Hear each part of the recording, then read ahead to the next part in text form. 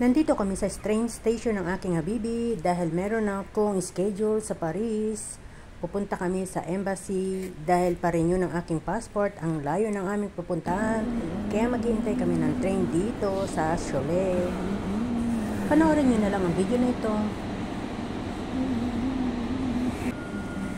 Ganito ang train station dito sa aking lugar. Ayan. Lumabas din kami na aking habibi para hintayin ang aming train papuntang Paris.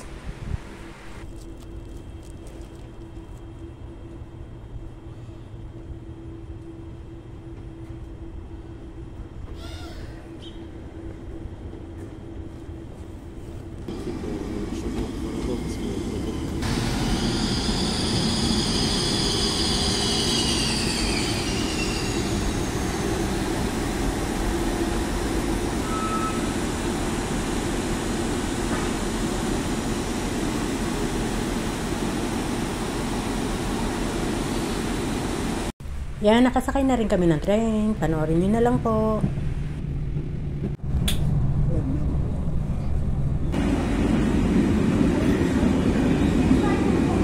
Hello guys! Natapos na rin sa rendezvous sa immigration ng Philippine Embassy. Ito na, gala na ako. Ayan ang Torre Eiffel. Ayan, ang Torre Eiffel. Kita nyo, ayan. At pasyal-pasyal din. Ayan, namasyal ako. Kahit konti pasyal lang. Ayan, ikot-ikot po kayo dito sa Paris. Ayun na ang Torre Eiffel.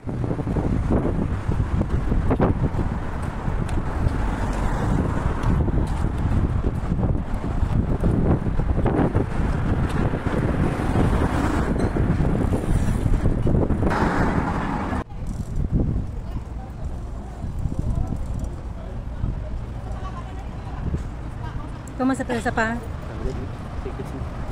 Aviadok do Passy? Pa, ato.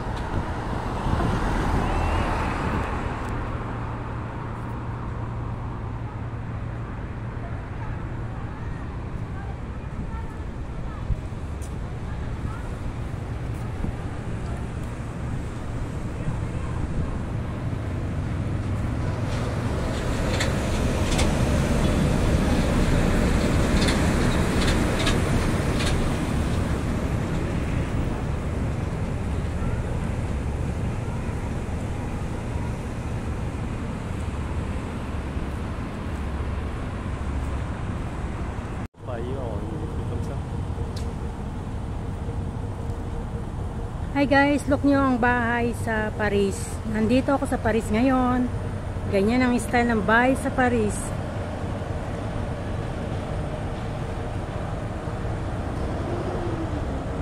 Kita nyo?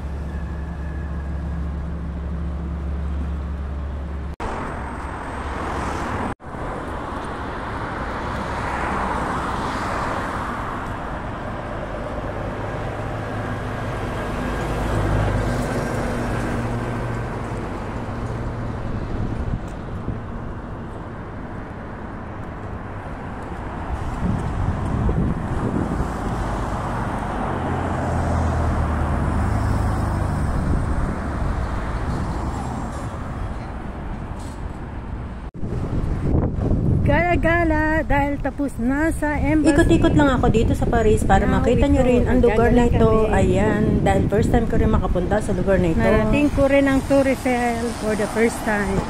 Grabe, ang daming tao. Kaya yan, sabi ko kay Habi, lakad kami, total tapos naman na ang embassy. Ayan, ayun si Habibi, nasa unahan. Ayan. Babalik kami dun sa train station.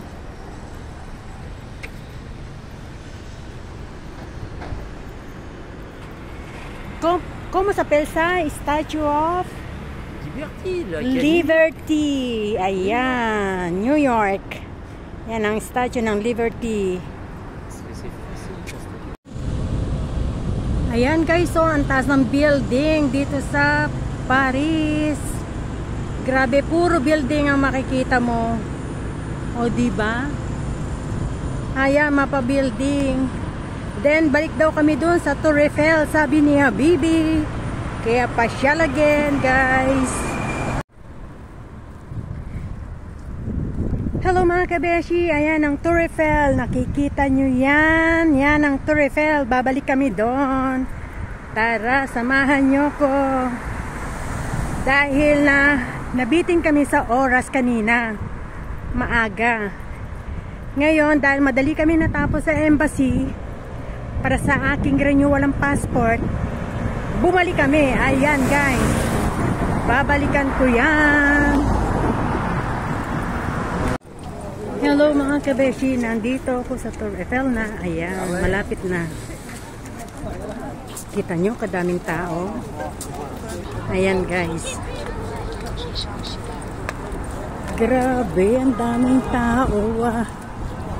Ay, kapoy.